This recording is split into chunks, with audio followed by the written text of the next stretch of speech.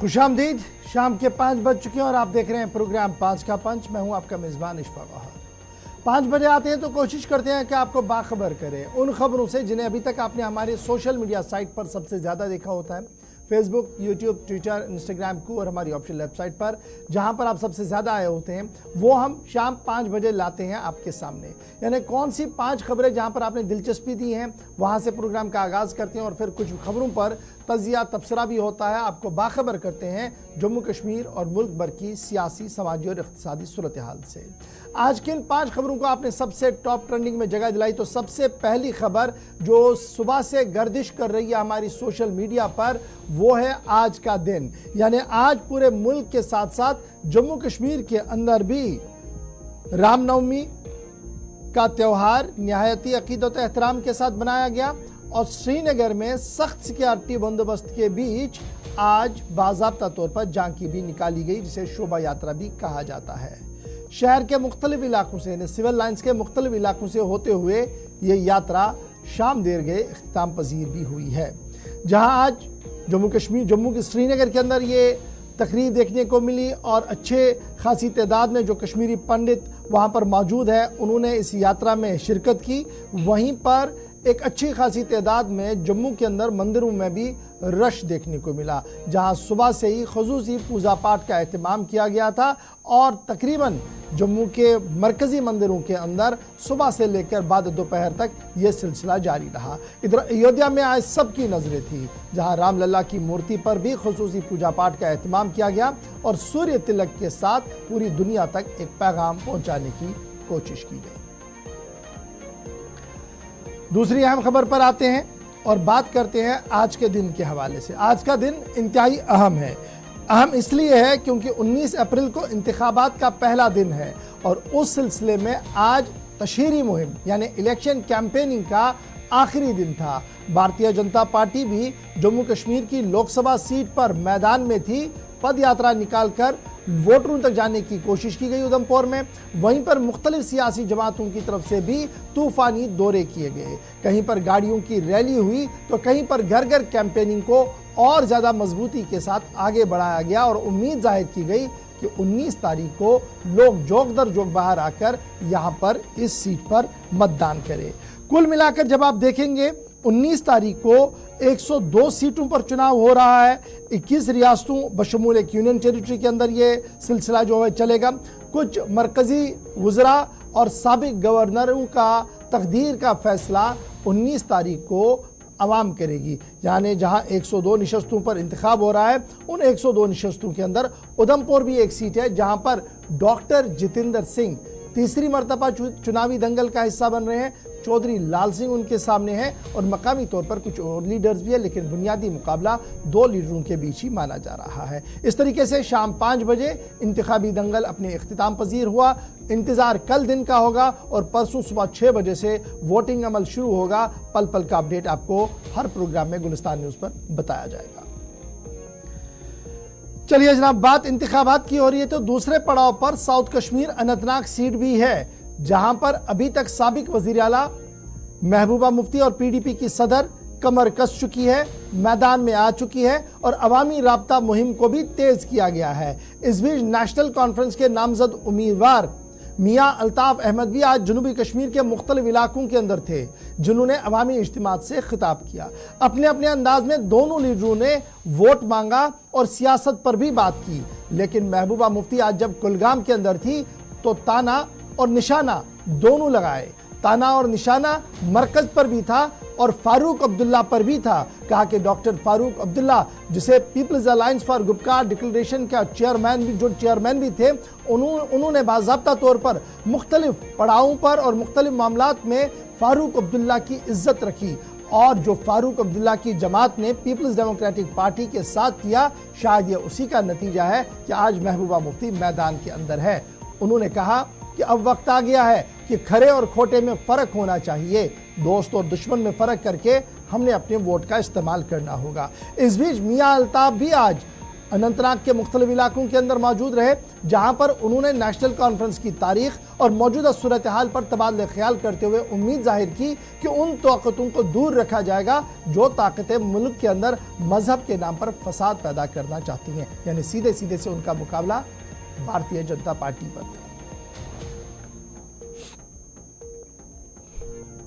चौथी खबर पर आते हैं और ये चौथी खबर मौसम का मिजाज है, जहां आज मतला बरालूद तो आपने देखा, लेकिन बूंदाबांदी कहीं नहीं हुई। श्रीनगर और जम्मू के अंदर सूरत हाल बेहतर रही, लेकिन मरकजी महकमे मौसमियात और रियासती महकमे मौसमियात की पेशन गोइयों के मुताबिक कल एक बार फिर मौसम का मिजाज बदलेगा और आने वाले 2 दिन तक यह सिलसिला इसी तरीके से रहेगा। मैदानी और पहाड़ी इलाकों के अंदर हवाएं भी चलेंगी, तेज बारिशें भी होंगी। यानी कल 18 और परसों 19 तारीख की शाम तक यह सिलसिला इसी तरीके से चल सकता है, जिसकी वजह से कौमी शहरा पर भी अबूर मरूर मुश्किल हो सकता है। बालाई इलाकों के अंदर रहने वाले लोगों के लिए भी एडवाइजरी जारी करते हुए कह दिया गया है कि बालाई इलाकों के अंदर जहां पर तेज हवाएं चलने से पसियां गिराती है, वहां पर एहतियात बरतने की काफी ज्यादा जरूरत है।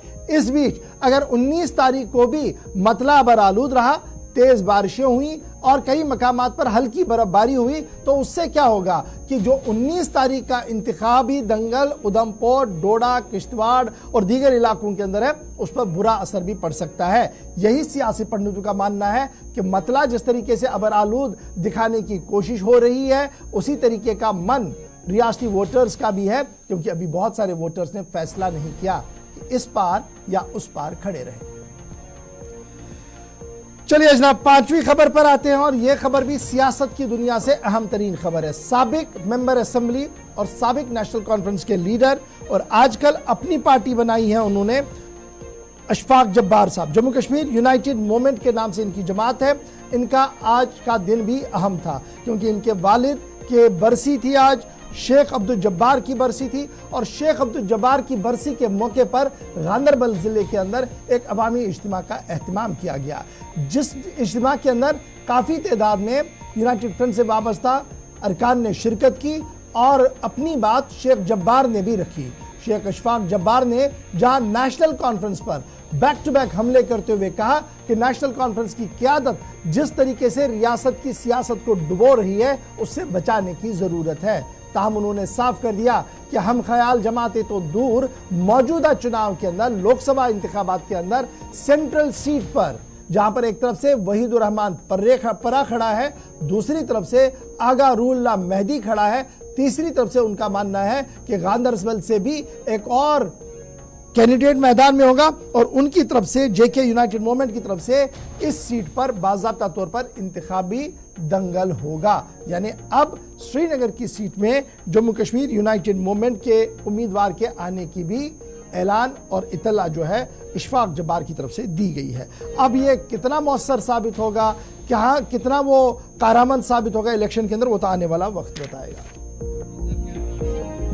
चलिए जनाब, ये तो थी 5 खबरें जिन्हें आपने हमारे सोशल मीडिया पर देखा है, लेकिन अभी तक की अहम और बड़ी खबर पर आते हैं और बात करते हैं उस अहम खबर की जिसने पिछले कई दिनों से हमारी नींदें तो उड़ाई है। लेकिन इसी खबर के बीच में मामला सिक्योरिटी का भी है और मामला उस खबर का भी है कि जम्मू कश्मीर इंतजामिया के हुक्मनामे जारी होते हैं, और क्या वो हुक्मनामे रियासती सतह पर अमलाए जाते हैं या नहीं, एक बड़ा सवाल है।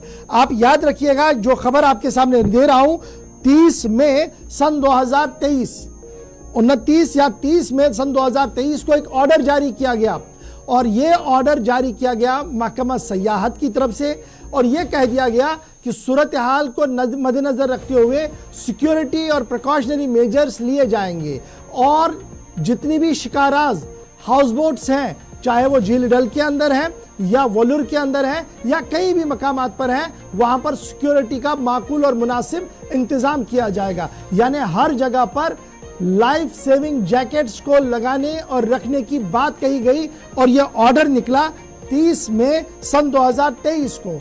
1 साल मुकम्मल होने के बावजूद भी आज के दिन तस्वीरें यह बयान कर रही है कि श्रीनगर का झील डल, जहां पर सयाह इस छोटे से शिकारे में झील का नज़ारे से लुत्फानंदोज होते हैं, जबरवन पहाड़ियों को देखते हैं, चार चिनारी को देखते हैं और दीगर मकामात को देखते हैं। लेकिन ये भी रिस्क भरा है, जब थोड़ी सी हवा चलती है तो सबके होश उड़ जाते हैं। आनन फानन में रिवर पुलिस भी मैदान में आती है। लेकिन सवाल यह है कि महकमा ने जो लाइफ सेविंग जैकेट्स लगाने का फैसला लिया था, इतने माह गुजरने के बावजूद भी उसकी अमल दरामद क्यों नहीं हो रही है? यह सवाल आज इसलिए बड़ा इंपॉर्टेंट है।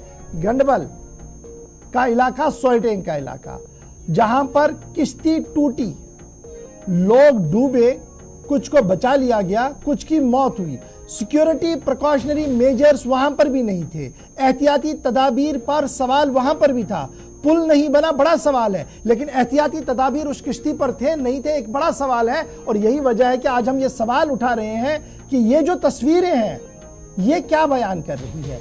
कहां पर है रेगुलेटरी अथॉरिटीज, कहां पर है डिस्ट्रिक्ट एडमिनिस्ट्रेशन, कहां पर है सूबाई इंतजामिया और कहां पर है वो हुक्मनामा जो जारी किया गया था उस वक्त जब सयाहों से खचाखच भरे हुए शिकारे उलटने लगे तेज हवा की वजह से, और कहा गया कि अब सब कुछ निगाह में रखा जाएगा, लाइफ सेविंग जैकेट्स लगाना लाजमी होगा। एक सवाल तो ये है।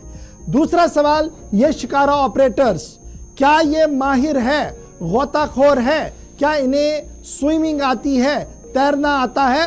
खुदा न करे अगर कभी इस तरीके का हादसा होगा तो क्या ये किसी को बचा पाएंगे? ये भी एक बड़ा सवाल है। और तीसरा बड़ा सवाल, मोटर लॉन्च, यानी वो गाड़ियां, वो सवारी जो मोटर पर चलती है लेकिन पानी के अंदर है, मोटर लॉन्च जिसे आप कह रहे हैं, जिससे निगरानी की जाती है तेज तेज से पानी के अंदर, वो चलाने वाले अफराद कौन है?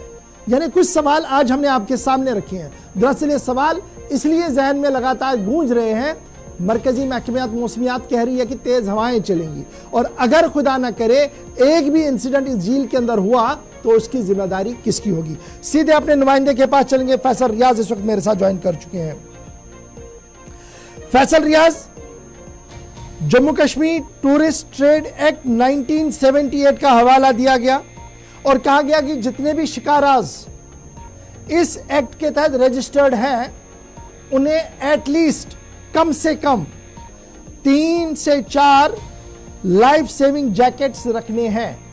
आज आपने रैकी की, न सिर्फ झील डल की रैकी की, बल्कि आसपास के आबी पनागाहों की जहां पर इस तरीके के शिकारे चलते हैं। क्या कुछ देखा आपने?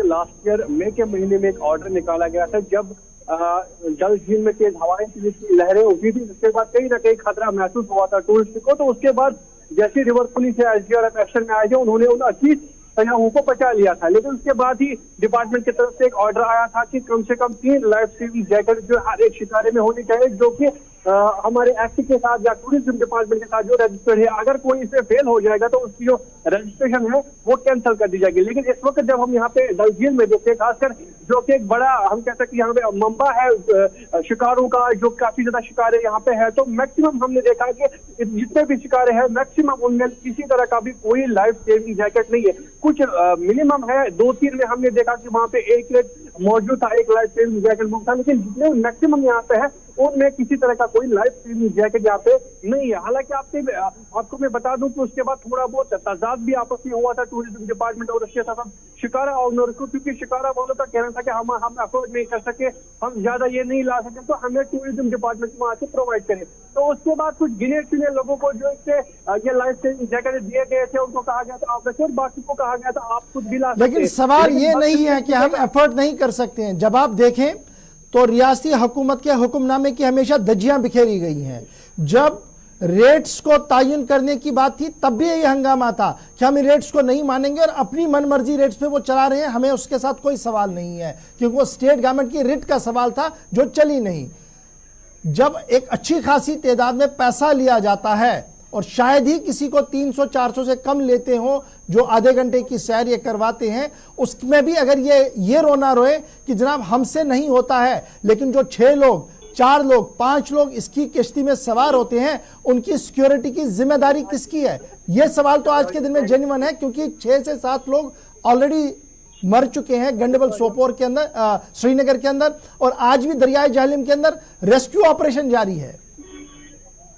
देखिए बिल्कुल आपको मैं बता दूं कि ये लगातार मनमानी इस तरीके की हो रही है, जिस तरीके से आपने भी कहा कि रेट जब तायन की गई थी उस टाइम ये कितना उठाया था या प्रस्ताव उठाया था कि रेट में कम है, इससे पहले हमें इससे ज्यादा मिले थे। लेकिन जब टूरिस्ट इनके पास जाते हैं, अच्छा खासा पैसा उनसे लेते हैं, लेकिन जब लाइफ सेविंग जैकेट की बात आती है उस टाइम कहते हैं कि हम अफोर्ड नहीं कर सकते। लेकिन यहाँ पे सवाल सिर्फ शिकारा वालों का नहीं है, उनसे सवाल नहीं है कि वो लाइफ सेविंग जैकेट क्यों नहीं लगा दे, लेकिन जो इंतजामिया की तरफ से डिपार्टमेंट इसके लिए रखा गया, टूरिज्म डिपार्टमेंट रखा गया या रिवर पुलिस यहाँ पे रखा गया, तो फिर तो ये भी देखने वाली बात हुई कि उनका यहाँ पे काम क्या है। तो वो क्यों नहीं, जैसे अगर लगातार वो 2 करोड़ 3 करोड़ टूरिस्ट आने की खबरें देते हैं तो वो ग्राउंड पे क्यों नहीं आते कि देखते हैं कि टूरिस्ट को हम कैसे इंश्योर कर सकते, क्या कोई टूरिस्ट किसी मुश्किल में नहीं है। और इस वक्त अगर मौसम की बात करें तो आजकल का वो मौसम है, आए रोज में मौसम की तरफ से कहा करके बारिश होगी, बारिश के साथ साथ गस्ती भी होगी, जिसके बाद लाजमी तो ये बनता है कि कम से कम डिपार्टमेंट यहाँ पे आए, देखे जो बाहर यहाँ मेहमान आते हैं उनके लिए हमने कोई सेफ्टी रखी है क्या, जो हमने ऑर्डर निकाला है क्या वहाँ को कहीं पे इम्प्लीमेंट है, या जिस शिकारे में वो बैठ रहे हैं दूर दूर तक वहाँ राइड कर रहे हैं क्या उस शिकारे में लाइफ सेविंग जैकेट है। अगर किसी तरीके का कोई हादसा पेश आता है तो क्या वहाँ पे उन शिकारा वालों के पास वो तलायत है कि वो अकेले में इन टूरिस्ट को बचा सके। तो कहीं ना कहीं ये अहम सवाल है जो कहीं ना कहीं टूरिज्म डिपार्टमेंट को सोचने चाहिए। हमने तो मई में ऑर्डर निकाला था, आज 11 महीने हुए, क्या उसका किसी तरह की भी कोई इम्प्लीमेंटेशन इस वक्त डल झील में है, रिवर जैल में है, या जो नगीन लेके या बॉलूद लेके वहाँ पे उसकी इम्प्लीमेंटेशन है। तो ये जिम्मेदारी रिवर पुलिस की है, उन्होंने रिवर पुलिस यहाँ पे रखा है। तो अगर टूरिज्म डिपार्टमेंट यहाँ पे नहीं आता तो कम से कम रिवर पुलिस उसकी रिपोर्ट बना के आगे भेज सकता है कि यहाँ पे हमारे इतने हजारों की तादाद में शिकार अच्छा, है। अब ये भी समझाइए ना, ये तो मामला है कि जनाब हुक्मनामा तो आया, और मैं अब इस हुक्मनामे को जरा अंग्रेजी में आपको पढ़ के सुनाता हूँ। In order to ensure the safety of tourist taking shikara ride in Dal and Nigeen lake and other water bodies, यानी ये सिर्फ झील, डल और निगीन लेके नहीं गया, अदर वाटर बॉडीज के लिए भी था। To prevent any untoward incident in view of the inclement weather conditions और any other reasons, it is hereby order that as provided by the Jammu Kashmir Tourism Policy Guidelines, each shikara boat registered with J&K Tourism Trade Act 1978 shall maintain the availability of minimum 3 life saving jackets, यानी कम से कम 3 रखने हैं।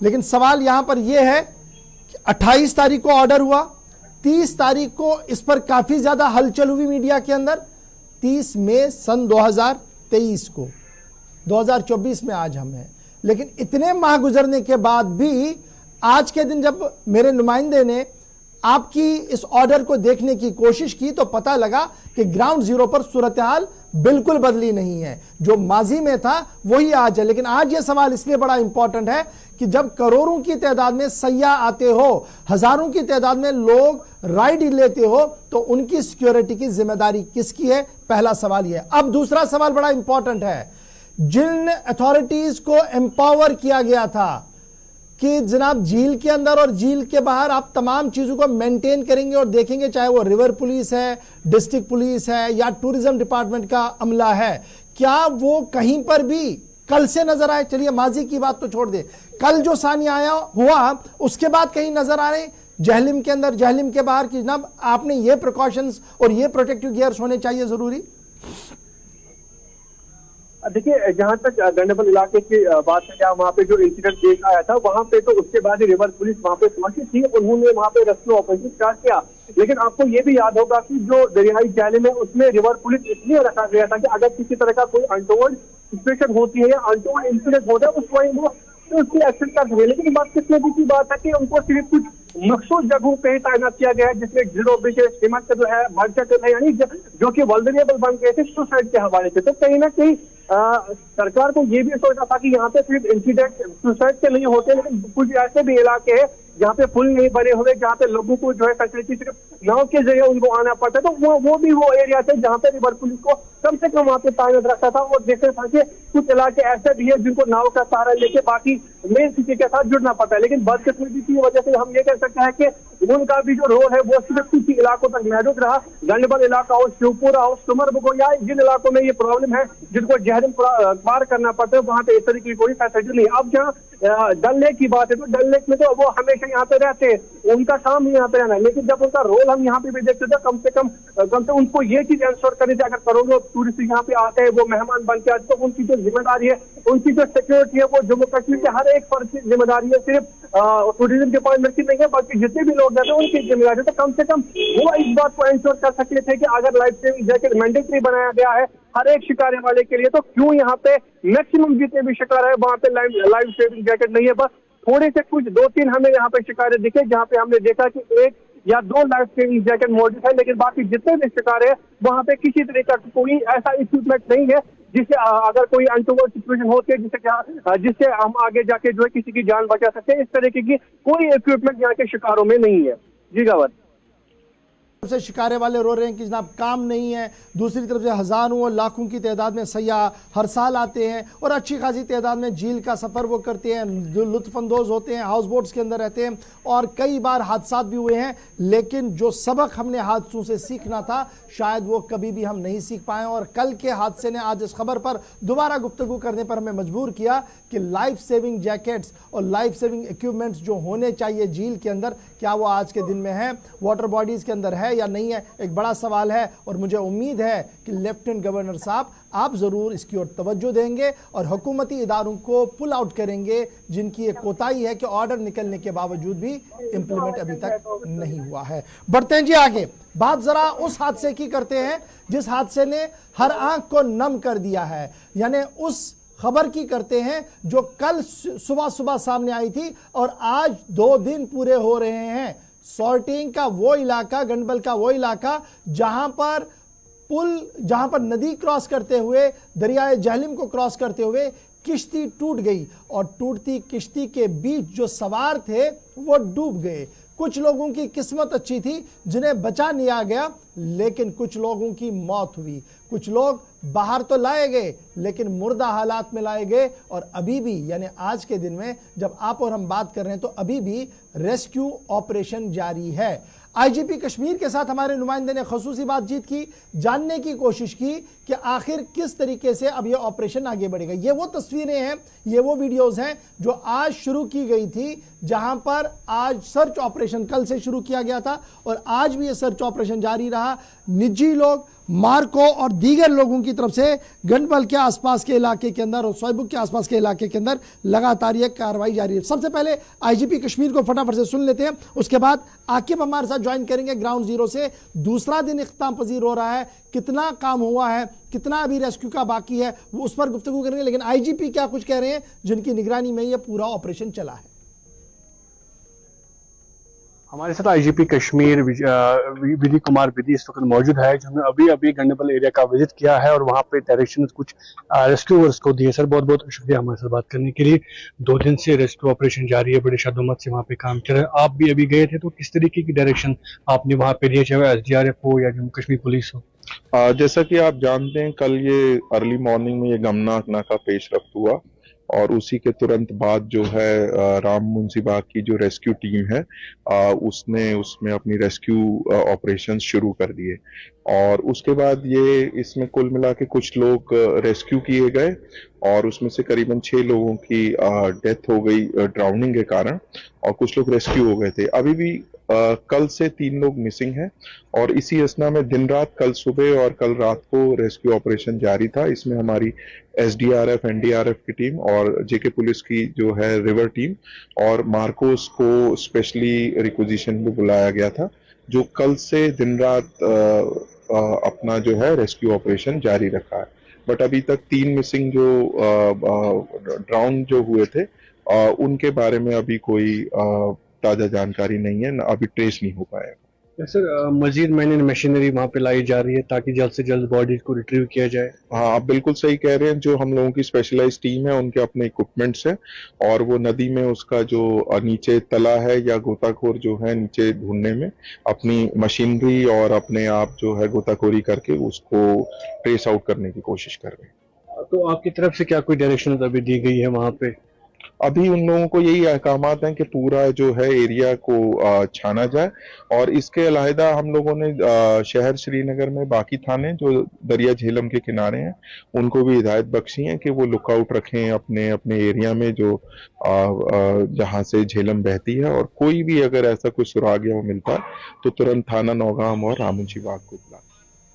चलिए जनाब, police अपने तरीके से, Marco अपने तरीके से, गोताखोर अपने तरीके से और रियासती आवाम अपने तरीके से दुआओं में मसरूफ़ है कि जो अभी भी लापता है, दरिया बुर्द हुए हैं, उनकी लाशें बरामद हो और उन घरों को थोड़ी सी राहत मिले जो पिछले कई दिनों से लगातार अब उन लाशों का इंतज़ार कर रहे हैं। आकिब मेरे साथ ज्वाइन कर चुके हैं, लगातार ग्राउंड ज़ीरो से वो अपडेट करते रहे हैं। आकिब, अभी सुबह जब आप अपडेट कर रहे थे हमें, तो आप किश्ती में सवार थे उस टीम के साथ, जब वो चल रहे थे ज़ीरो ब्रिज के आसपास, उन्होंने पूरा खंगाला था। शाम होते हुए थे, क्या कुछ टीम की तरफ से कहा गया है? क्या कोई कामयाबी आती हुई हाथ में नज़र आ रही है? क्योंकि पानी का बहाव सुना है कि थोड़ा सा ज़रूर कम हुआ है।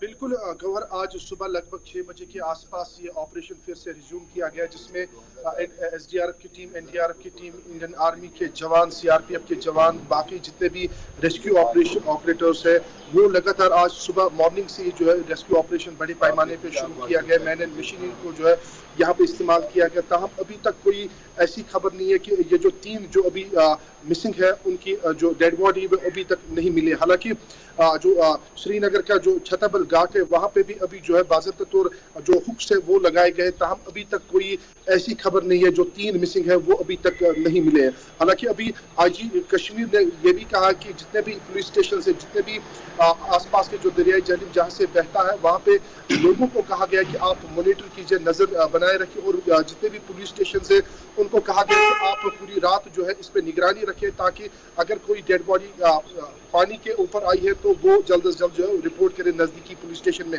अभी भी एसडीआरएफ की टीम के साथ साथ बाकी जितने भी जो सर्चिंग ऑपरेटर्स है या रेस्क्यू ऑपरेटर्स जिसको हम कहते हैं, चाहे वॉलंटियर की बात करेंगे या बाकी जो आम लोगों ने भी यहाँ पे जितने भी जो ऑपरेटर्स है, रेस्क्यू ऑपरेटर, उनको मदद की है। और अभी भी जो है लगातार ये कोशिश की जा रही है कि यहाँ पे जो 3 मिसिंग है उनकी डेड बॉडी यहाँ पे मिले। हालांकि मैं आपको बताऊं कि यहाँ पे अभी लगभग 5-5:30 के आसपास बज चुके हैं और कहा जा रहा है कि रात भर जो है पूरे दरियाई झेलम पे निगरानी रखी जाएगी और किसी भी कहीं पे भी कोताही नहीं होगी। और सुबह 6 बजे के आसपास ये रेस्क्यू ऑपरेशन शुरू हुआ। अभी तक जो है लगातार रेस्क्यू ऑपरेशन चल रहा है, जिसमें जहाँ पे जितने भी जहाँ पे जितने भी जो नदी नाले हैं उन पे नजर रखी जा रही है, जो कनेक्टेड है दरियाई झेलम से। हालांकि अभी ये भी खबर है कि एक स्कूल बैग जो है वो मिला है और इस पे जो है इस पे अब देखा जाएगा कि कहाँ पे किस हालत में मिला। और कल भी हमने देखा कि जो छतबल घाट है वहां पे 4 स्कूल बैग्स मिले। और उसके बाद जब हमने जो रेस्क्यू ऑपरेटर इंचार्ज उनसे बात की है तो उन्होंने कहा कि ये पुराने बैग्स हैं, लेकिन अभी कुछ देर पहले एक स्कूल बैग मिला, क्योंकि जो 3 मिसिंग है इसमें कहा जा रहा है कि एक स्कूली बच्चा भी है और उनके वालिद साहब भी है और एक स्कूली बच्चा है। तो कुल मिला के 2 स्कूली बच्चे और एक का वालिद है जो अभी तक मिसिंग है। आपको मैं बताऊं कि कल जो सानिया पेश आए लगभग सुबह के 8:30 बजे के आसपास, जिसमें 6 के करीब जो है अभी जाने होगा जब यह ऑपरेशन कंटिन्यू रहेगा। बहुत बहुत शुक्रिया आकिब हमारे साथ ज्वाइन करने के लिए। फिलहाल गंडबल का ऑपरेशन जारी है, 3 लोगों के हवाले से लगातार कोशिशें की जा रही है कि उन्हें भी ढूंढा जाए। सर्च ऑपरेशन की ताज़ा तस्वीरें आप इस वक्त देख रहे हैं दरियाई झेलम के मुख्तलिफ हिस्सों के अंदर, चाहे वो ज़ीरो ब्रिज का इलाका हो, नीचे वाला इलाका हो, एलडी के पास वाले इलाके हो, वहाँ पर ऑपरेट किया जा रहा है और अपने तरीके से ढूंढने की कोशिश की जा रही है उन लाशों को जो पिछले 2 दिन से लगातार अभी मिल नहीं रहे। उम्मीद करें कि जल्दी से ये ऑपरेशन मुकम्मल हो जाए। फिलहाल बढ़ते हैं जी आगे, ज़रा बात करते हैं एक और अहम मामले की। आज इंतखाबात का पहले दिन की तशहीर का आखिरी दिन था, यानी इलेक्शन कैंपेनिंग का आज आखिरी दिन था पहले फेज के तहत, और इस सिलसिले में 19 अप्रैल के लिए इंतखाबी दंगल जो है वो सज चुकी है। उम्मीदवारों ने आज घर घर जाकर मुहिम को अपने इख्तिताम तक पहुंचाया है। एनसी ने मुख्तलिफ मकामात पर स्टेज शोज किए हैं। बीजेपी की तरफ से पार्लिमानी सीट पर भी अपने उम्मीदवार ने जो है उम्मीदवार के हक में कैंपेनिंग करवाई है। और कुल मिलाकर इस वक्त की अहम और बड़ी खबर की ईवीएम्स यानी जो इलेक्टोरल ऑफिसर्स हैं दूर दराज इलाकों के अंदर आज से ही मैन मशीनरी और सिक्योरिटी को डिप्लॉय करने का जो प्लान था उसे तरतीब देकर रवाना भी किया गया है। मुख्तलिफ मकामात पर रेस्ट्रिक्शंस पाबंदियां भी आयद कर दी गई हैं और पोलिंग अमला जो 5 लोकसभा उधमपुर पार्लिमानी कॉन्स्टिट्यूंसी यानी पार्लिमानी कॉन्स्टिट्यूंसी नंबर 5 जिसे उधमपुर पार्लिमानी कॉन्स्टिट्यूंसी कह रहे हैं जहां पर 19 तारीख को वोटिंग है, उस सिलसिले में तमाम तर तैयारियां जो है वो मुकम्मल कर ली गई हैं। एक तरफ से डॉक्टर जितेंद्र सिंह भारतीय जनता पार्टी तीसरी बार मैदान में है और हैट्रिक करने की कोशिश में है। आज पूरे दिन कैंपेनिंग में रहा, थोड़ी देर पहले कैंपेनिंग खत्म हुई। उनके मुकाबले में कांग्रेस के लीडर और साबिक वजीर चौधरी लाल सिंह मैदान में हैं जो एक अच्छी खासी फाइट देने के लिए मैदान में माने जाते हैं कि आए हैं। कितना मुकाबला होगा 19 तारीख को यह पता लगेगा। डीएपी यानी डेमोक्रेटिक आज़ाद प्रोग्रेसिव पार्टी के भी उम्मीदवार इससे यहाँ पर मौजूद है। जीएम सरूरी जो चिनाब घाटी के अंदर माने जा रहे हैं कि एक लीडर हैं और मास बेसिस लीडर हैं, वो कितना वहाँ पर कमाल कर पाएंगे एक बड़ा सवाल है। तकरीबन 12 के करीब उम्मीदवार हैं जिन्होंने आज अपना इंतखाबी मुहिम जो है वो अपने इख्तिताम तक पहुँचाया और अब सबकी नज़रें 19 तारीख पर रहेंगी। यहाँ से महकमे मौसमियात की पेशनगोई के मुताबिक 19 तारीख को मौसम का मिजाज बदलता हुआ नज़र आ रहा है। बूंदाबांदी भी हो सकती है, हवाएं भी चलेंगी, लेकिन उन बीच हवाएं किसका रुख मोड़ेंगी एक बड़ा सवाल होगा। हर एक पार्टी अपने अपने अंदाज से कोशिश करेंगी। 3 हमारे रिपोर्टर्स ग्राउंड जीरो पर, साहिल हमारे साथ ज्वाइन करेंगे कठुआ से, मेरे साथ शीतल ज्वाइन करेंगे न्यूज़ रूम से और आरिफ वहीद मेरे साथ ज्वाइन करेंगे रामबन से, क्योंकि ये अलग अलग 3 ऐसे जोन्स हैं जहां पर इंतखाबी दंगल सजने वाला। किश्तवाड़, इंदरवाल, डोडा, भदरवा, रामबन, बानिहाल, गुलाबगढ़, रियासी, गूल अरनास, उधमपुर, चिनैनी, रामनगर, बन्नी, बसोली, कठुआ और बिलावर, ये वो 16 असेंबली सेगमेंट्स हैं जहां पर उधमपुर लोकसभा के लिए इंतखाबी दंगल जो है वो सजने जा रहा है। और जब आप किश्तवाड़ की बात करेंगे तो 3 अहम तरीन असेंबली कॉन्स्टिट्यूंसियां इंदरवाल, किश्तवाड़ और पाडर की कॉन्स्टिट्यूंसी जो है ये किश्तवाड़ के अंदर है। डोडा में भदरवा, डोडा और डोडा वेस्ट है। रामबन के अंदर रामबन और बानिहाल है। उधमपुर जिले के अंदर उधमपुर वेस्ट, उधमपुर ईस्ट, चिनैनी, रामनगर ये उधमपुर के अंदर है। और कठुआ सबसे बड़ा बेल्ट है जहां का दंगल देखने लायक होगा, क्योंकि बन्नी,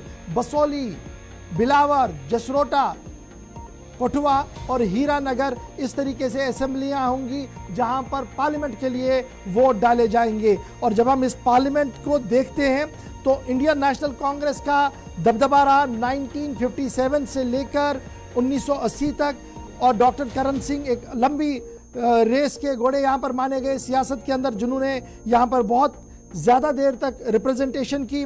उसके बाद 84 में इंडियन नेशनल कांग्रेस दोबारा जीत कर आई। उसके फ़ौरन बाद 96 में भारतीय जनता पार्टी चमनलाल गुप्ता साहब जीत कर आए यहाँ से, और फिर 2004 में चौधरी लाल सिंह इंडियन नेशनल कांग्रेस के जो आज दोबारा से मैदान में हैं वो भी मैदान में थे। और 2014 से लेकर अब तक जब आप देखेंगे तो लगातार आपको यहाँ पर दिखेंगे भारतीय जनता पार्टी जो लगातार मैदान में थी, ये भी चुनावी दंगल का हिस्सा थे। और इस तरीके से 2024 में जब आप देखेंगे तो मुकाबला डॉक्टर जितेंद्र सिंह भारतीय जनता पार्टी, चौधरी लाल सिंह इंडियन नेशनल कांग्रेस, जीएम सरूरी जो डेमोक्रेटिक आज़ाद प्रोग्रेसिव के हैं लेकिन इंडिपेंडेंट है क्योंकि अभी उनकी पार्टी पूरी तरह से रजिस्टर्ड नहीं है, फिर अमित कुमार बीएसपी के हैं, Balwant Singh Jammu Kashmir national panthers party के हैं, मनोज कुमार ईएसबीपी के हैं, और महराज मलिक जो डीडीसीबी है ये भी यहाँ पर मैदान में है, ये भी इंडिपेंडेंट है। और कुल मिलाकर ये 2024 का आंकड़ा है जो मैदानी दंगल के अंदर प्लेयर सज चुके हैं। 2019 में फटाफट से आप नजर डालेंगे तो 2019 में डॉक्टर जितेंद्र सिंह 7,24,000 वोट ले चुके हैं। उनके मध्य मुकाबिल इंडियन नेशनल कांग्रेस के विक्रमादित्य सिंह थे जो 3,67,000 वोट लेकर आगे थे। पैंथर्स पार्टी के हर्षदेव सिंह 24,000 वोट लेकर थे, और चौधरी लाल सिंह जो उस वक्त अपना डोगरा फ्रेंड बनाए थे, आज कांग्रेस के उम्मीदवार हैं, उन्होंने 19,000 वोट उस वक्त भी लिए थे। और फिर तिलकराज भगत जो बीएसपी के हैं, ये 16,000 वोट लिए थे। और नोटा यानी नोट ऑल, इन सबको नकारा था तकरीबन 7,500 लोगों ने। और कुल मिलाकर इस तरीके से वोटिंग वहां पर हुई थी। सीधे अपने नुमाइंदों के पास चलेंगे। सबसे पहले शीतल आपके पास आऊंगा, बड़ा इंपॉर्टेंट है जब हम कॉन्स्टिट्यूएंसी वाइज देखते हैं किश्तवाड़ और डोडा। शीतल, किस तरीके से आप किश्तवाड़ और डोडा को एनालाइज कर पाएंगे? इलेक्शन कैंपेन खत्म हुआ है, इलेक्शन ट्रायल आपके सामने है, छोटे बड़े जलसे हुए हैं, इस बीच क्या कुछ आप पढ़ पाए हैं ग्राउंड जीरो पर? बिल्कुल, देखिए आज चुनाव प्रचार का आखिरी दिन है और 19 अप्रैल को लगभग 12 जो प्रत्याशी है वो अपनी किस्मत उधमपुर, डोडा, कठुआ सीट पर आजमाएंगे। और महत्वपूर्ण ये बात आपको मैं बताने वाला हूँ कि जो इस बार की टक्कर है वो काफी कांटे वाली टक्कर रहने वाली है। एक तरफ बीजेपी के प्रत्याशी और 2 बार से लगातार सांसद डॉक्टर जितेंद्र सिंह मैदान में है, लगातार तीसरी बार उनको बीजेपी की तरफ से जो है वो सांसद के रूप में प्रत्याशी बनाया गया है। लेकिन दूसरी तरफ इस बार जो कांग्रेस का नया चेहरा है वो लाल सिंह होगा। हालांकि लाल सिंह जरूर इस सीट से पहले भी सांसद रह चुके हैं, लेकिन बीच में लाल सिंह ने कांग्रेस छोड़कर अपना जो है वो दल बनाया था, उसमें भी चुनाव लड़े थे, लेकिन उन्हें कम वोट इस बार मिले थे 2019 की बात करें। लेकिन 2024 में मुकाबला और भी कांटे की टक्कर का होने वाला है, क्योंकि इस बार तीसरे जो प्रत्याशी मैदान में है वो गुलाम बाबत सुरूरी है, जो डीपीएपी से प्रत्याशी है। तो कुल मिलाकर किश्तवाड़ और डोडा की बात करें, खासतौर पर डोडा और किश्तवाड़ की बात करें, तो यहाँ पर मुस्लिम बाहुल्य ज्यादा ये माना जाता है। ये बेल्ट जो है यहाँ पर ज्यादा मुस्लिम वोटर्स थे, तो कहीं ना कहीं इस पर काफी कुछ निर्भर रहता है। हालांकि किश्तवाड़ के 1 लाख से ज्यादा वोटर्स थे, 2 लाख से कम ही वोटर्स थे। डोडा की बात करें तो यहाँ पर 3-3.5 लाख के आसपास वोटर्स कुल मिलाकर है। लेकिन कठुआ की बात करें तो कठुआ में दोनों जिलों से ज्यादा वोटर्स सिर्फ कठुआ बेल्ट से आते हैं। तो कुल मिलाकर जो दोनों बेल्टों की बात करें तो मुकाबला जो है वो बराबरी का है। लेकिन किश्तवाड़ डोडा में मुस्लिम बाहुल्य है। इस बार कहीं ना कहीं डॉक्टर जितेंद्र सिंह जो है वो लगातार दावा कर रहे हैं कि पिछले 10 साल की ये जरा हमें समझाने की कोशिश करें हमारे व्यूअर्स को कि जब हम इस कॉन्स्टिट्यूएंसी की बात करते हैं जो तकरीबन 20,230 स्क्वायर किलोमीटर पर फैली हुई है, छोटा मोटा इजराइल आप इसको मान लीजिए, इजराइल का भी इतना ही रकबा है जितना ये कॉन्स्टिट्यूएंसी है, लेकिन हिली टेरेन्स बहुत ज्यादा है। लेकिन अब की बार नए वोटर्स भी हैं। जब हम सिर्फ किश्तवाड़ और डोडा के नए वोटर्स की बात करें, उनको मन को आपने बहुत बार पढ़ा होगा, क्या कुछ दिख रहा है? 10 साल बमुकाबले रिवायती सियासत या 10 साल बमुकाबले कोई तब्दीली, क्या कुछ दिख रहा है आपको? बिल्कुल, देखिए 10 साल एक ही सरकार काम कर रही है और जो 2 बार सांसद बने हैं वो लगातार कार्य कर रहे हैं। जरूर कुछ मायनों में एंटी इनकम्बेंसी इन दोनों बेल्टों की बात करें तो क्रिएट हुई है। इतना ही नहीं, पूरे डोडा उधमपुर की बात करें तो एंटी इनकम्बेंसी क्रिएट हुई है। वो एक बहुत बड़ा फैक्टर इस पहले चरण के चुनाव में जब इस सीट पर चुनाव होगा तो वो साबित हो सकता है। लेकिन कुल मिलाकर मुकाबला बहुत कड़ा रहने वाला है। कुछ मायनों से कुछ खबरें जो है वो हवा में उड़ रही है कि ये मुकाबला 50% या 52 या 48% जाने वाला है। यानी लाल सिंह जो है वो कड़ी टक्कर डॉक्टर जितेंद्र सिंह को देने वाले हैं। लाल सिंह जिस तरह से उन्होंने पिछले कुछ दिनों में रैलियां की, जनसभाएं की, चाहे वो डोडा की बात करें, किश्तवाड़ की बात करें, तो काफी कुछ लोग जो है वो उनकी रैलियों में जुटे, एक जनसैलाब देखने को मिला। तो एक बहुत बड़ा फैक्टर जो है ये साबित हो सकता है, क्योंकि लाल सिंह वहां से पहले भी सांसद रह चुके हैं। तो जो एंटी इनकम्बेंसी की मैं बात कर रहा हूं वो कहीं ना कहीं यहाँ पर डॉक्टर जितेंद्र सिंह के लिए एक बहुत बड़ी चुनौती है। वो इसलिए क्योंकि लोगों का मानना है, लोगों का कहना है कि डॉक्टर जितेंद्र सिंह पिछले 10 साल में बास या फिर यूं कहे तो आम लोगों के पास या जमीनी स्तर पर देखने को नहीं मिले। ठीक है जी, मैं आऊंगा दोबारा आपके पास आऊंगा। साहिल, मैं दोबारा आपके पास आऊंगा। शीतल, मैं आऊंगा दोबारा आपके पास। साहिल मेरे साथ ज्वाइन कर चुके हैं। साहिल, जहां पर आप हैं तो आपके पास एक लंबा एरिया है जहां पर बनी है, बिलावर है, बसोली है, जसरोटा है, कठुआ है और हीरानगर है, जिसको हम कठुआ डिस्ट्रिक्ट के नाम से जानते हैं। और ये 6 की 6 असेंबली सेगमेंट जो हैं ये भी 19 तारीख को वोटिंग के लिए जाएंगे। एक ज़माना था जब ये माना जा रहा था कि कठुआ ने अगर किसी पार्लियामेंट मेंबर के लिए वोट किया तो उसका बेड़ा पार हुआ। अब की बार भी क्या मूड ऐसा ही है कि कठुआ ने जब वोट किया तो ये लीड कहीं से नहीं उतरेगी, ये फाइनल लीड होगी? क्या ये मूड आज भी है? जिला क्योंकि बहुत बड़ा जिला है, 6 असेंबली कॉन्स्टिट्यूंसीज की आपने बात की है, तो 5 लाख से ज्यादा मतदाता इस पूरे डिस्ट्रिक्ट कठुआ से आते हैं। इसके बाद दूसरा बड़ा जिला जो है वो उधमपुर है। कुल मिलाकर बात की जाए तो ये 2 बड़े जिले जो हैं ये निर्णायक साबित होते हैं किसी भी तरह से डोडा उधमपुर कॉन्स्टिट्यूंसी में किसी भी कैंडिडेट को जीत दिलाने के लिए। तो साफ है कि अगर कठुआ से किसी को बड़े पैमाने पर लीड मिलती है तो वो प्रत्याशी की जीत जो है वो सुनिश्चित करता है कठुआ जिला। सर ये भी बताइएगा, जब हम देखते हैं कि इस बार डॉक्टर जितेंद्र सिंह लगातार अपनी तकरीरों में कहते रहे कि देखिए 10 साल जो थे ये तो बेमिसाल थे, ऐसे ऐसे काम हुए जो शायद माजी में नहीं हुए थे, जिनमें पानी का मामला था, सड़कों का मामला था और 10 तरह की चीज़ें वो लगातार गिनवा रही हैं। लेकिन फिर जब हम देखते हैं कि बड़ा मामला है नौजवान, रोजगार, क्या उस मुद्दे पर डॉक्टर जितेंद्र सिंह कोई ठोस बात या कोई एश्योरेंस आवाम को देते हुए नजर आए, या वो जो पूरे देश के अंदर बात चली कि फौजी नाराज और कुछ लोग और नाराज है, जैसे अग्निवीरों की बात करें, और हम जब इस पूरे कॉन्स्टिट्यूंसी की बात करते हैं तो अच्छी खासी तादाद वहां पर भी जाती है, फौज में भी जाती है। कुल मिलाकर वहां का मूड कैसा है? जी, एक बड़ी तादाद जो है वो कंडी इलाके से भी सामने आती है। कुछ रिजेंटमेंट वहां के लोगों में है अग्निवीर योजना को लेकर, लेकिन बात की जाए अगर डेवलपमेंट प्रोजेक्ट्स की तो कई मेगा प्रोजेक्ट जो है इस कॉन्स्टिट्यूंसी में पिछले 3 से 4 साल में सामने आए हैं।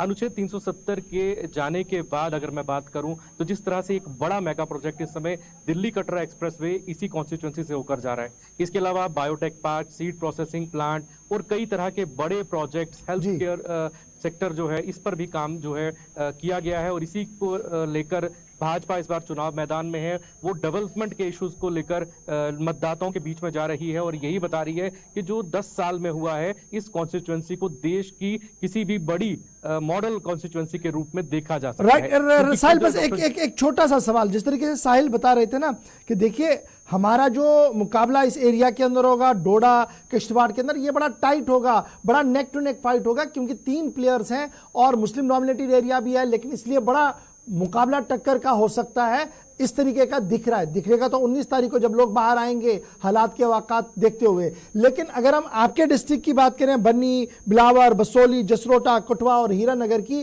क्या यहां पर भी सिर्फ 2 चेहरे हैं या यहां पर भी त्रिकोणीय मुकाबला आपको दिख रहा है?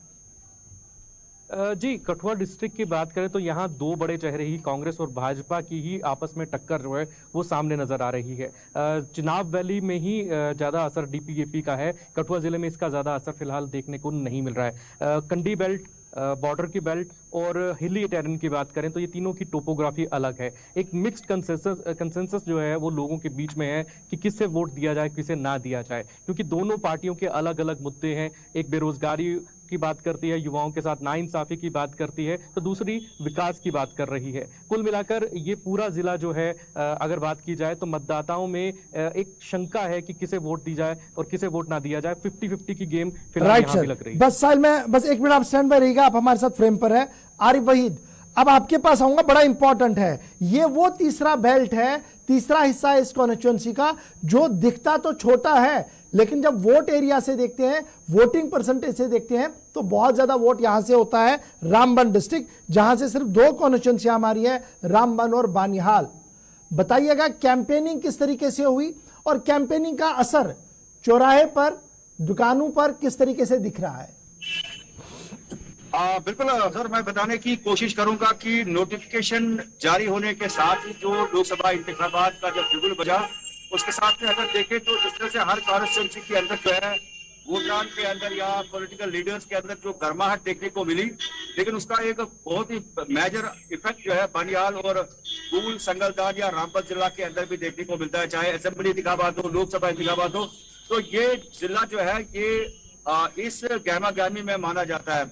अगर बात करें यहाँ पर डॉक्टर जितेंद्र सिंह की रैली हुई, इसके साथ में अगर डीपीएपी गुलाम नबी आजाद की रैली हुई, जो उनका कैंडिडेट मैदान में है जीएम सरूरी, और आज की डेट की अगर बात करें तो आज यहाँ पे कांग्रेस की भी एक जो है मेगा रैली, जिस तरह से बाकी पॉलिटिकल जो पार्टीज की रैली होगी, तो उसमें कहीं ना कहीं पे जो है आज कांग्रेस ने इस चुनावी माहौल को और मजीद गर्माहट देने के लिए जो है जो इमरान प्रताप गढ़ी है उसको भी यहाँ पे बुलाया था और शेरो शायरी के जरिए जो है लोगों से वोट मांगने की कोशिश की। कहीं ना कहीं पे जिस तरह से आपने कहा कि ये रोल प्ले जो है किस तरह से करता है, लेकिन यहाँ पर अगर देखें तो जिस तरह से कयास आ रहा है, ये जो coming event cast their shadows before, अगर उस चीज को सामने रखे तो जो भी कैंडिडेट कांग्रेस और बीजेपी के दरमियान इस चुनावी माहौल में जीत कर आता है तो ज्यादा मार्जिन से जो है जिस तरह से लोग जो एक्सपर्ट्स मानते हैं कि इस बार ये जो चुनावी टक्कर है बहुत ज्यादा है और इसमें जो डीपीएपी का कैंडिडेट भी मैदान में है, लेकिन अगर देखें तो यहाँ मुकाबला जो है बराह रास्त बीजेपी और कांग्रेस के दरमियान जो है इस ओके, मैं आऊंगा दोबारा आपके पास, लेकिन शीतल बड़ा इंपॉर्टेंट है, क्या गुलाम नबी आजाद की कमिंग एंट्री जो हुई है लोकसभा के अंदर इंतखाबों के अंदर और सिर्फ एक कैंडिडेट के तौर पर अभी तक हुई है, क्या वो आपको लगता है कि एक मेजर रिलीफ देगा किसी भी पार्टी को, या वो कोई इतना ब्रेक थ्रू कर सकता है कि ये मैजिकल फिगर सामने आएंगे और बाद में जब हम गणित करेंगे तो पता लगेगा कि सही में एक बहुत बड़ा फैक्टर था गुलाम नबी आजाद इस चुनाव में, इसको हल्के में लिया गया? बिल्कुल, देखिए जब साहिल बात कर रहे थे तो मैं उनकी बातों से पूर्णतः सहमत हूं। जो उन्होंने कहा कि कठुआ बेल्ट की बात की जाए तो वहां पर डीपीएपी का उतना बड़ा प्रभाव नहीं दिख रहा है या चुनाव में नहीं दिखेगा, लेकिन अगर चिनाब वैली की बात की जाए, चिनाब खित्ते की बात की जाए तो वहां पर डीपीएपी एक छोटा सा रोल प्ले कर सकती है।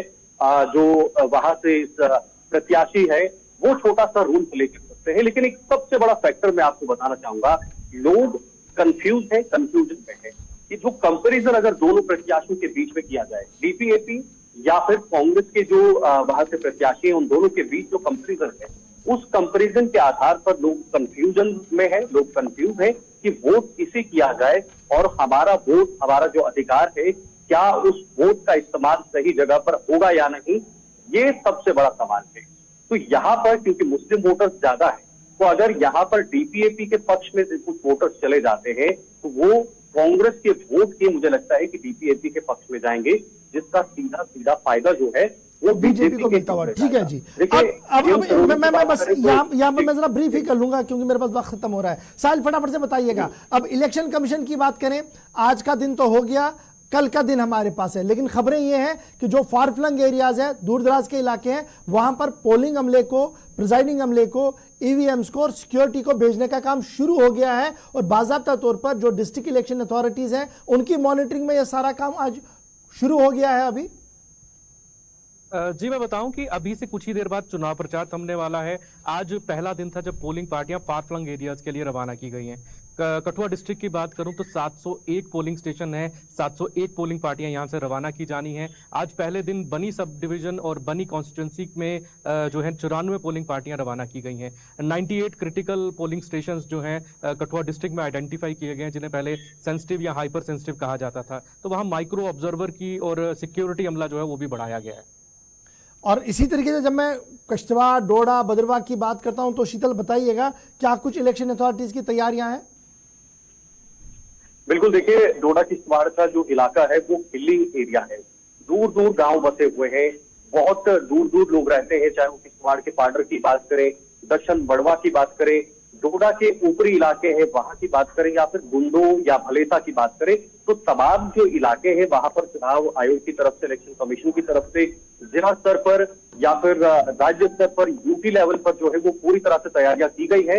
वहां पर चुनाव आयोग की टीमें पहुंची हुई है, अलग अलग जगहों पर जो है वो बूथ बनाए गए हैं ताकि किसी भी प्रकार की वहां पर लोगों को दिक्कत ना हो।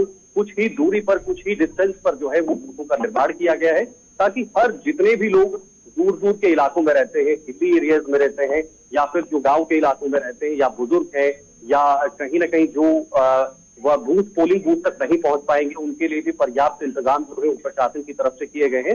तो कुल मिलाकर मैं अगर डोडा किश्तवाड़ की बात करूं तो वहां पर प्रशासन ने पूरी तरह से तैयारियां की गई है, सुरक्षा को लेकर भी और पोलिंग बूथ को लेकर भी तमाम तरह की जो सुविधाएं वहां पर उपलब्ध करवानी है वो उनकी तरफ से की गई। अच्छा जी, बहुत शुक्रिया जी आप दोनों का। आरिफ, लास्ट पर एक बताइएगा, जिस तरीके का कैंपेन हमने देखा आपकी कॉन्स्टिट्यूंसी के अंदर, अब सेकंड फेज भी साथ साथ चल रहा है और कुछ असर क्या वहां पर भी है? क्योंकि बहुत सारे लोग जो खाना बदोश है वो इस कैंपेन को देख रहे हैं, आगे जा रहे हैं, विस्परिंग हो रही हैं, हवाओं में बातें हो रही हैं, कितना असर इन जनसभाओं का, इन बड़े इज्तिमात का और जलसों का सेकेंड फेज पर हो सकता है? बिल्कुल गौर सर, मैं बताने की कोशिश करूंगा कि बिल्कुल ये बात सही है कि जब लोगों का रुझान जो है वो देखा जाता है तो उसके बाद जो बाकी जो बकिया जो कैंपेन होती है, जो जरूर उसका इम्पैक्ट जो है वो पॉजिटिव रहता है। लेकिन कहीं ना कहीं पे अगर हम, क्योंकि जम्मू कश्मीर के अंदर जो यहाँ पर जो मुकाबले हैं उसमें ये डोडा उधमपुर वाली सीट भी जो है काफी ज्यादा सेंसिटिव इसलिए मानी जाती है मुकाबले के हवाले से। लेकिन इसमें जो है लोगों का रुझान जो है वो किस ओर जाता है। लेकिन जो चुनावी सभाओं की अगर हम बात करें तो उसमें कहीं ना कहीं पे जो है ज्यादा से ज्यादा लोग, चाहे बीजेपी की बात करें, कांग्रेस की बात करें या डीपीएसी की बात करें, तो चुनावी रैली में लोगों को इकट्ठा करने में तीनों पार्टी से जो है वो कोई भी कसर बाकी नहीं है। आज जिस तरह से चुनावी जो यहाँ पे जो अमला है वो दूर दराज इलाकों में जाता हुआ नजर आ रहा है और कहीं ना कहीं पे ट्रांसपेरेंसी के एतबार से जिस तरह से डिस्ट्रिक्ट हर जिले की जो मॉनिटरिंग जो है वो की जाती है, तो उसमें जो टीम्स वगैरह कॉन्स्टिट्यूट की गई है, तो उम्मीद है एक तो ये चुनाव जो है एक ट्रांसपेरेंट और साफ और शफाफ माहौल में गुजरेगा। और उम्मीद ये भी है कि यूपी जम्मू कश्मीर में डोडा उधमपुर कोटवा सीट के साथ साथ जम्मू कश्मीर की बकिया जो निशस्तें हैं उन पर भी एक कड़ा मुकाबला जो है वो देखने की जो है वो। चलिए, बहुत बहुत शुक्रिया आरिफ वहीद हमारे साथ ज्वाइन करने के। साहिल मेरे साथ ज्वाइन कर रहे थे और शीतल बता रहे थे कि किस तरीके की सूरत हाल है असेंबली हल्के के अंदर, जहां कल का दिन तो विराम होगा, यानी आराम नहीं होगा, बल्कि इलेक्शन अथॉरिटियां गियर अप होंगी और परसों सुबह आपको बाहर आना होगा और वोट करना होगा। 2024 के इंतखाबात का पहला मरहला होगा और जब पहले मरहले की हम बात करते हैं तो 201 मकामात पर इंतखाब होगा, जिनमें एक सीट जम्मू कश्मीर की भी है। उम्मीद है कि वोटिंग पुरअमन हो, बड़े पैमाने पर वोट हो, ताकि दूसरे फेज में लोगों को आसानी हो बाहर निकलकर वोट करने की। 5 के 5 में इस वक्त मेरे साथ बस इतना ही। बने रहेगा हमारे साथ, खबरों का सिलसिला जारी रहेगा।